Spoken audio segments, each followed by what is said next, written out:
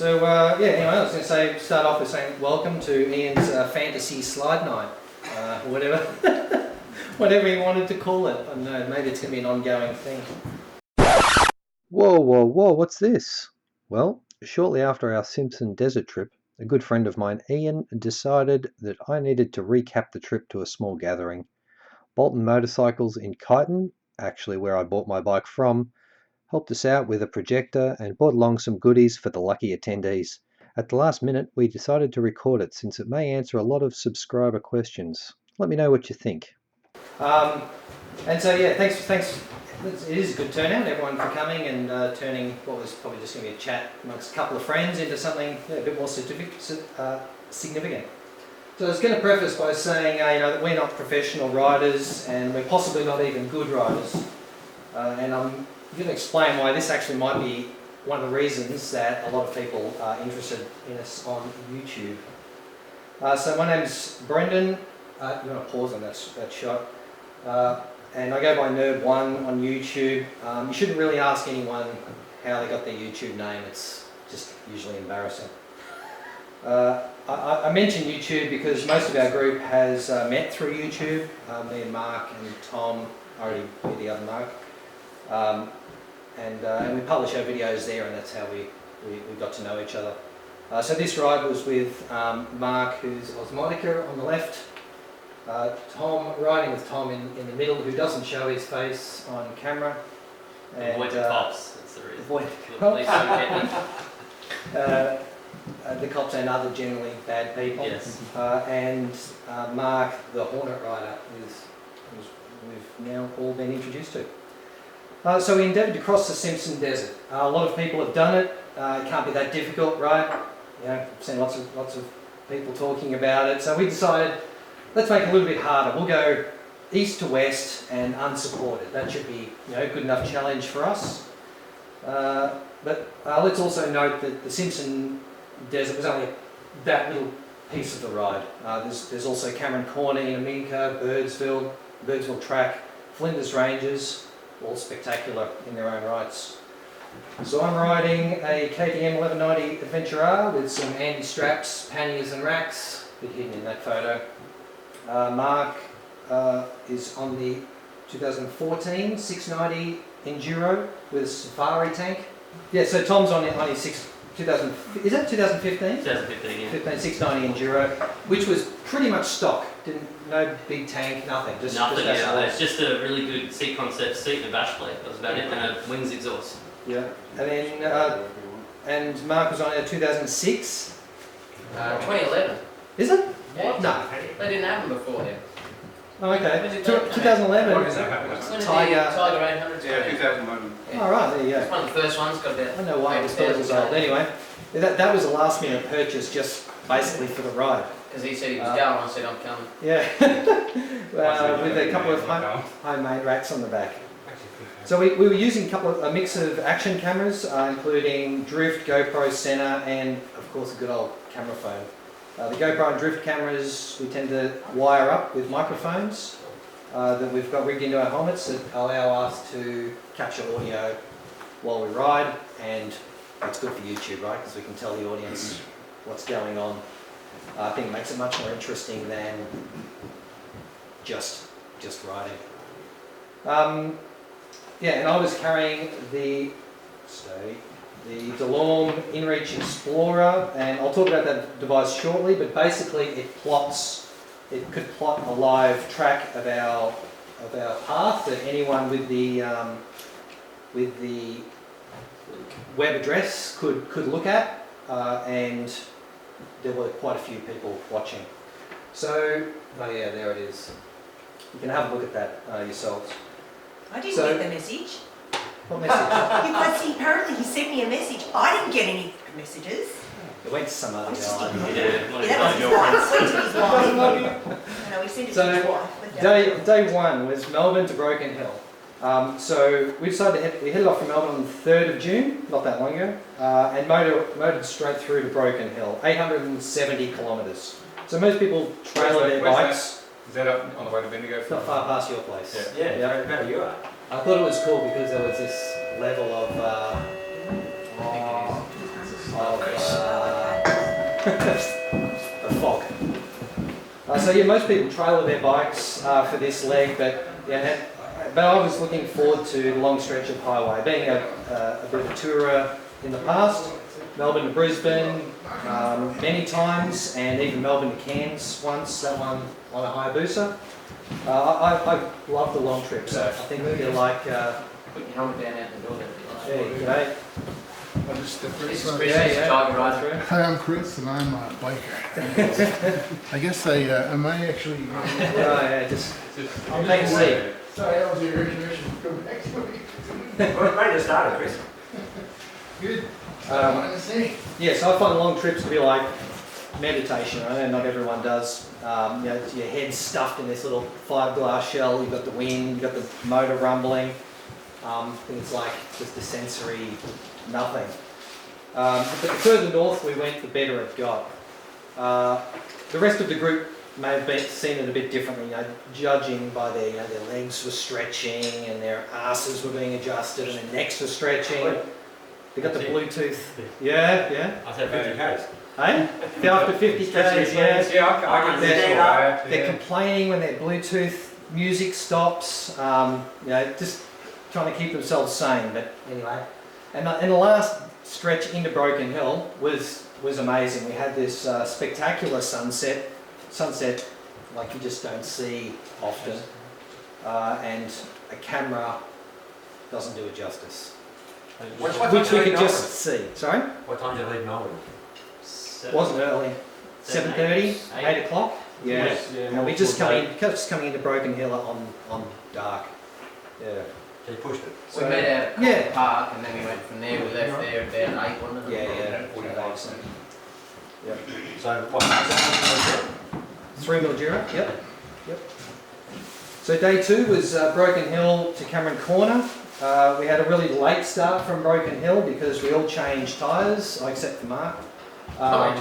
We carried knobby tyres with us, and we got them changed. So we were going to get them changed at a shop in I teed it up before, and on the way in I called them and said, they were on their way. He's like, oh, yeah, I can change them on Friday. This was on Thursday, Wednesday night.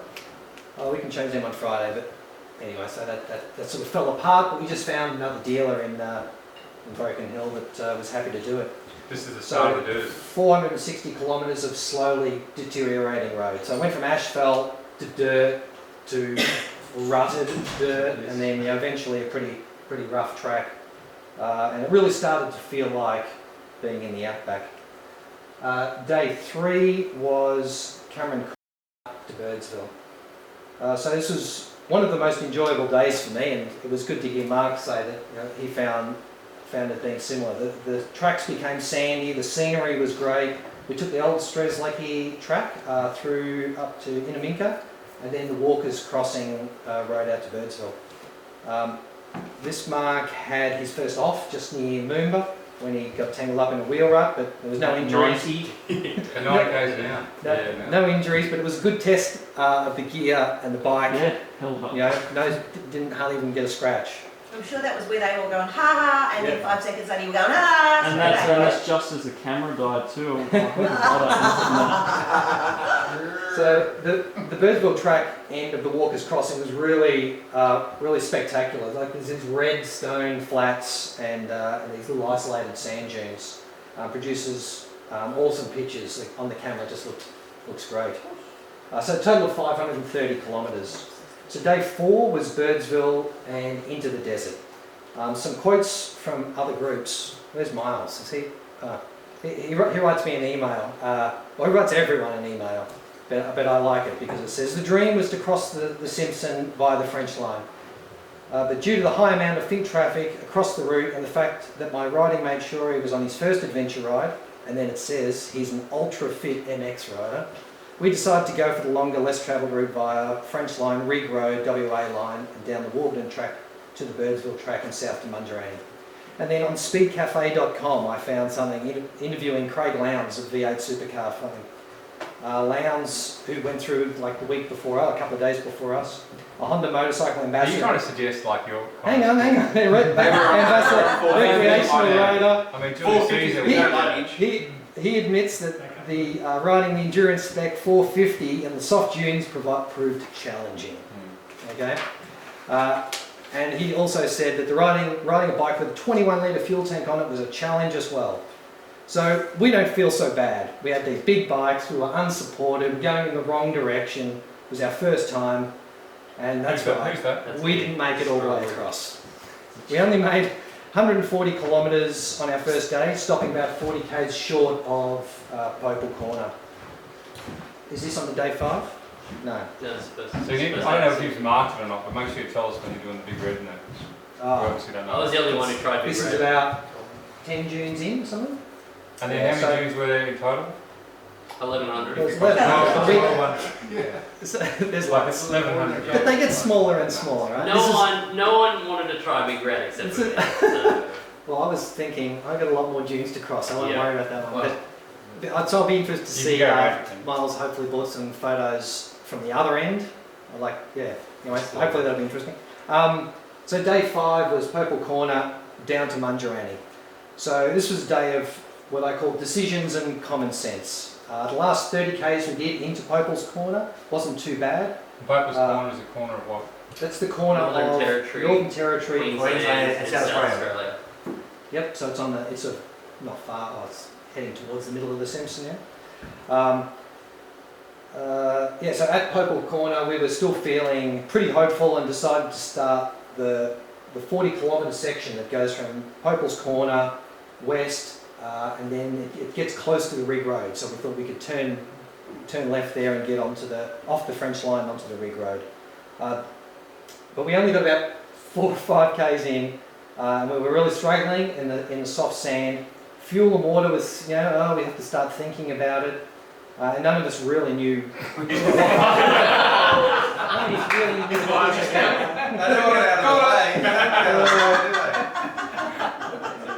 Gonna rewind that. You want to rethink your fuck up? Rewind it. Rewind that one. Yeah, go back to it. So, Put that on loop. so none of us really knew what was coming He's really hiding with it. ahead. Huh? Oh shit. Yeah, there is audio, but it's not on this video. What have you've killed it? So anyway, some full drives were coming the other way, and they were saying, "Oh, you guys have got no chance." So we were starting to freak out. Watching my Paul videos. Wright said they spent 4 days trying to get through that. Watching my video back, I didn't know that ledge was past that bush. Watching my videos back up, I'm thinking, we probably could have pushed on, but anyway, at the time it obviously was a bit scary. That's some of the wildlife that we saw.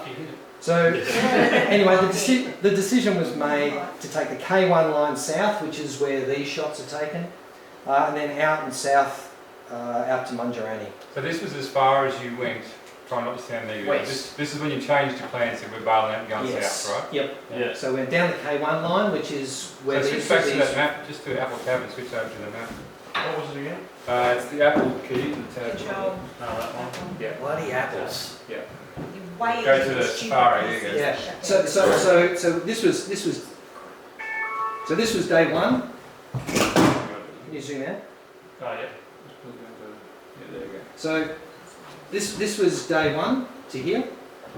Day 2 through to Cameron Corner.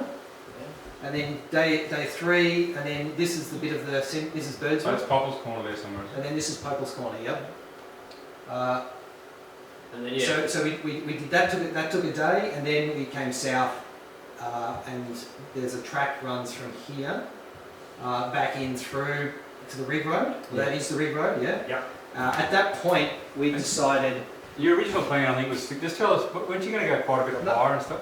Oh no, not really. Just The the actual French line. track, the French line, actually. follows the And you're border. right, Follows the border to. The French line actually, it does a bit of a Z or whatever, but Yeah, then Aldi basically runs Springs. right across. Yeah.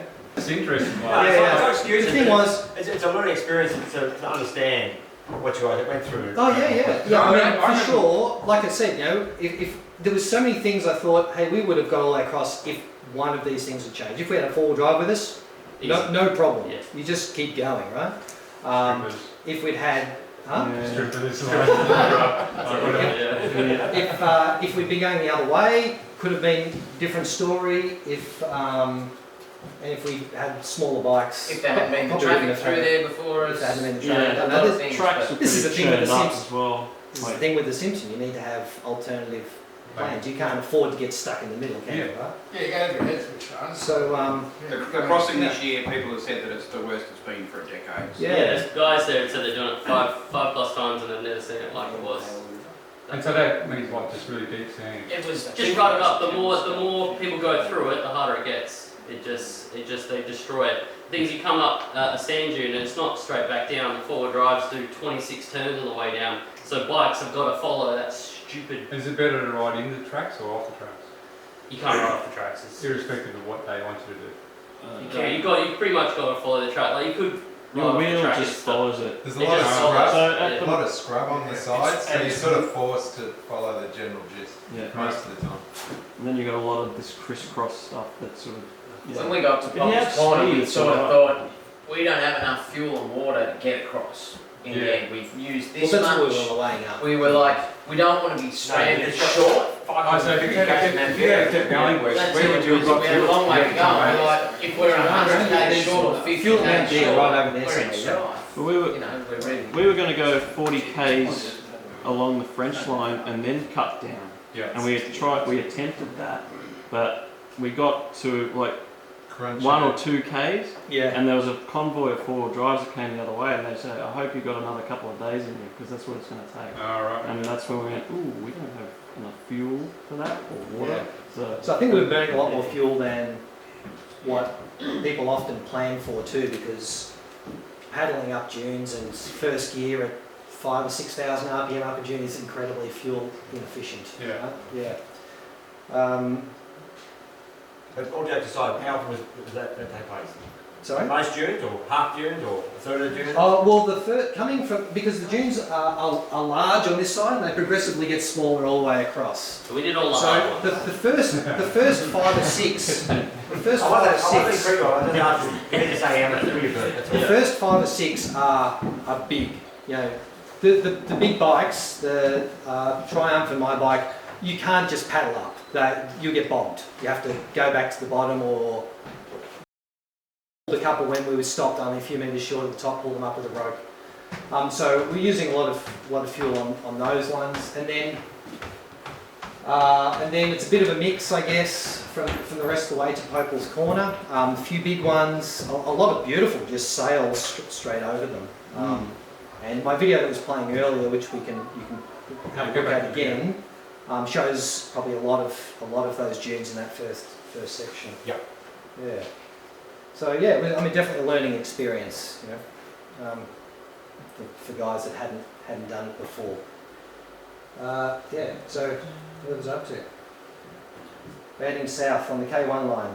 Yeah. So and I'd said here, you know, we decided that we'd travel too slowly and fuel inefficiently to take that rig road all the way across. So we decided we'll go out to Mungerani. And then at that time we were thinking we'll go out to Mungerani, we'll refuel, and then we'll come back and do that, continue on. But by the time we got to Mungerani, time was like, I never want to see sand again in my life. We were all pretty exhausted and we just decided, hey, we've got other things to do, let's do something else. So, is this playing? Yeah, that'll pop. So, so this is the nice powdery stuff on the Warburton track, which has been destroyed by semi-trailers. Semi-trailers bombing through here at 70 or 80 kilometres an hour, just in order to get over the dunes using momentum. Taking supplies to a new rig. Yeah, new drill site. Yeah, I heard that. We didn't see that, of course. Yeah, once I start, right? So day 6 was Mungerani to Clayton. So I'll let Mark tell the story about day 6. Hang on. He won't remember. He won't remember day 6 at all. But let me say, some alcohol may have slowed the day I had a down. message Hang on, from Brendan. You He's like, never water "It without pissed me." alcohol? It was Phil at the Mungerati Roadhouse that got us smashed, and we got him smashed, and He likes it a lot. And then Mark you were behind the bar at one point. Yeah, and you you made was- me take it. You just took over. So- You stole his hat and then you started just pouring everyone drinks. We only got 150 kilometres that day, just to get out of town. But on the brighter side, we found ourselves at Clayton, which is a hot spring on the side of the road. Yep. There is a tin shed there with a hot shower, and there's like this spa bath, which you fill up with hot water straight out of the ground. And it was fantastic. We sat there for hours under the stars, just staring at the stars in this hot sauna. It was like satellites. It was like magic. Stars. That's awesome. Even though it's just in the middle of There's a nowhere. track called Coward Springs. It's got Oh, very similar. Yeah, right. This is Brokeback Mountain here, was It could have been. Yeah, it was that romantic. It was getting up there. Just four dudes nude in the spa. Look at this. So, I spent hours looking at this car. Chocolate That's stuff. starting to rise. Whatever you want to call it. so day You seven. guys. So day seven was Clayton through to Arkaroola village in the Flinders Ranges. So there was Maree, there was Lee Creek, and there's a few outback towns. Nothing too exciting. There was emus, there was roos, there was lots of wedge-tailed eagles. I didn't know there were so many wedge-tailed eagles in Australia. But nothing we hadn't seen earlier. So from here we turn into the Flinders Ranges. I've heard people say that the Flinders Ranges is like an adventure rider's paradise, and now I agree. In fact, just near this section, I'm speaking in my camera saying, Ian, we've got to come here. So what's so good about it? I'll tell you. So the Flinders Ranges are made up of these, it's got all these homesteads or like ranches scattered throughout. And it seems like the only way to access these homesteads is these trails like this that run in these huge big loops, like 100 kilometres long. And the trails wind around these low-lying hills and follow riverbeds across gullies, and they're rocky, they're sandy, they're dirty. It's hard-packed sections, a bit of everything. And the adventure bikes, they love them. Love it, So everywhere I looked, I wanted to go back there. I want to go back there again for sure. So a 350 kilometre day ended in camping in a beautiful gorge in. So if you do the Flinders, can you go out to the Flinders without having to have like massive fuel blows and stuff? Yeah. There's little towns of fuel and stuff. Yeah, fuel stops there. Fuel. So you can go out there with 280 k's or 300 k's of fuel range. Yeah. No problem with fuel. You go to Blenheim, you can go back down south for it. Yeah. I think it is. You can spend 3 days in there and not see everything. Alright. So we camped up there. So then day 8 was a day in the Flinders. So unfortunately, Mark's bike was starting to play up at this point. We found a blocked breather hose. He's grimacing. What was it? What was it? And it wasn't producing power. We don't know. It's in the shop. Yeah, So anyway, we only just meandered back to Lee Creek, down to Parachilna, and then turned back into the national park here. There's a fee for this section of the park, but it was worth it. It was really spectacular in there. It's really How much? just gorgeous. It's like $10 to get in. Is that Bracken Gorge? Or another? Yeah. Yep. So yeah, that was really spectacular. I don't want to, I guess in this talk, go through every single detail of what we saw. We can talk about that at any point, but just to give you an overview of how it went. So leisurely 250 kilometres that day. Day 9 then was Flinders to Spalding. So with Mark still a bit worried about his bike, he hung out at the camp and meditated or medicated. I'm not sure what he did. That's the way. And then the rest of us took the opportunity to dump all of our gear off and ride some unloaded bikes. We spent the morning buzzing another couple of these trails just north of Blenheim to investigate some ruins and gorges that were on the map. And this was a real highlight of the trip for me. Trails pass through a lot of different types of terrain, which hopefully we're getting a glimpse of here. A lot of dry riverbeds, and then we spent way too much time climbing over the ruins at Nuckalina. But this is all part of adventure riding to me. In fact, I think it's the best part. So what's the history? Like these are all like 1830s? So this is an old copper mine. 1860s. 1860s, They built it 10 years later. Yeah, 10 years later it was done and dusted. There's hundreds of these little joints. I've got Yeah. photos of all of them, I reckon. Everywhere. Yeah, Mine is It's stop mostly here, stop mine, there, right? stop here. really spectacular. Yeah, this is a 14k dead end. So it was 14 k's in, which took nearly half an hour on a pretty cool little track. Looked around, back out. Yeah. So yeah, so we're having a blast on the bikes and then soaking up the views and just being mesmerised by these man-made structures or the natural rock formation. So it's all just an awesome package. What was the mining? Do we know? What's the Yeah, copper. Copper. Yeah. So but anyway, our time was up. So we had to go back, pick up Mark, and then head south back towards civilization. A total of 450 kilometres. With one little surprise left for us. Did that hit you? Mirror falling off. Yeah.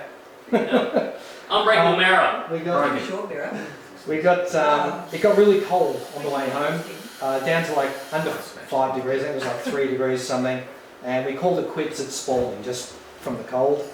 A little South Australian town, and there was the Barbed Wire Hotel, the Barbed Wire pub, and they had a decent meal, hot showers, cosy bed, and I just love places like this. You come across and just something unique, something you don't see everywhere. So then day 10 was Spalding to home, 950 kilometres of freeway, but refer back to my comments from day 1. I loved it, maybe others not so much. Yeah, so the total trip, 4,500 kilometres over 10 days, basically a full set of tyres, or most of a set of tyres. I had about $950 worth of fuel, food, and other bits and pieces. I think Mark said about 750 or Yeah, I something. think it was probably around that. So, not overly expensive. Yeah, so we made it home with an adventure tell and some YouTube videos to make. I've put up a couple of videos already. I've probably about 1,000 views per Did you video. put one up today? Tom, I've got 3, 4 up now. Tom hasn't put one up yet, but when he does, it'll have 50,000, maybe 100,000 views. And we get a heap of questions from the whole YouTube community, which is not just in Australia, it's all over the world, right? So, questions like, what tyre pressures did you run? And I'm going to say, well, in sand they were low and in rocks it was high. How much did it cost? Well, I've just discussed that. How do you rate your fitness before and after? Was the 1190 too big? Yes. Sometimes yes, sometimes no. What gear did you use? Well, I bought a bladder to look at, and that water bladder, if people do want to have a look at those. Did our sand practice help? Yes. I'm a motor vlogger too, watch my videos. Yeah, okay. I get those questions all the time. Did you have enough fuel and water? Well, yes and no, we've just talked about that. When is your next video? Patience. How good are your 300 kilogram deadlifts? I had a few people asking that, and I'll tell you what, they're awesome. You need help like every time. No. Always I every didn't time. So why didn't you use like a 450 or something? Well, we've got all that high weight to do. Wouldn't make it up there. The list goes on.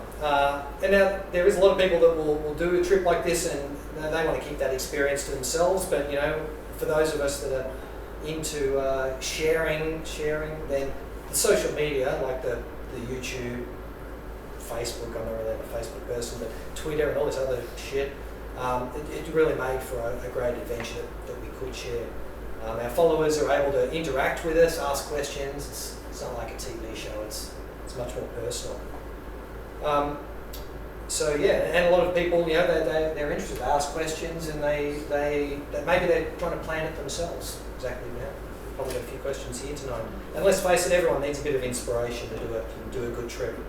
So anyway, that's basically it. Hopefully you got something out of the talk, and I wanted to thank Ian for organising this. And I think it would be good if we could, anyone that does a significant trip, start a gathering. Maybe not at Chris's house if he doesn't want 1,000 people here. But, Where's our next trip, no? Maybe Cape York. Cape York. But we'll see. So yeah, and I've written here, unfortunately, I have to agree with it. I prefer to disagree with it, but a gathering with a good old-fashioned yarn really can't be topped. So thanks, Ian, and yeah.